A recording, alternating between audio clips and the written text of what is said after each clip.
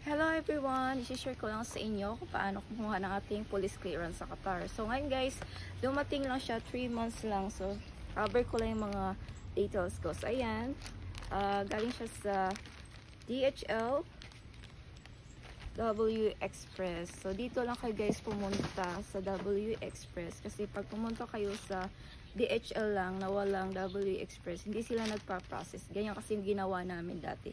Akala namin sa DHL lang, kahit saang DHL. Pero hindi po. Dapat ito po talaga.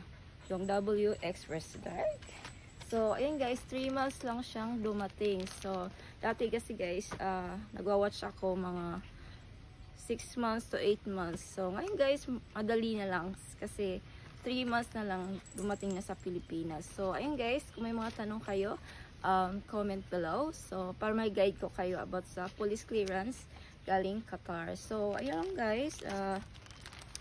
Very thankful kasi maaga siya dumating. Hindi na ako mag-antay ng 6 months. Kasi dati guys, yung na-watch kong vlogs, sabi niya 6 months, ganyan, to 8 months. So, madali lang guys. So, very thankful talaga at maaga siya dumating, diba?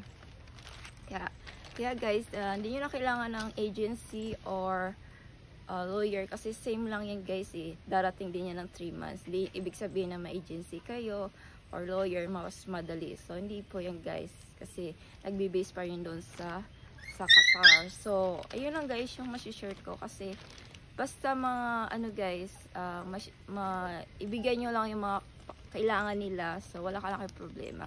Basta meron kayong apostle guys, kailangan kasi yan ng pag kumuha ka ng police clearance sa Qatar. Yung apostle talaga ang kailangan para makakuha ka ng police clearance sa Qatar. So, ayun lang guys, no? Sa mga nagtatanong dyan, kung gusto nyo comment lang kayo at subscribe, right?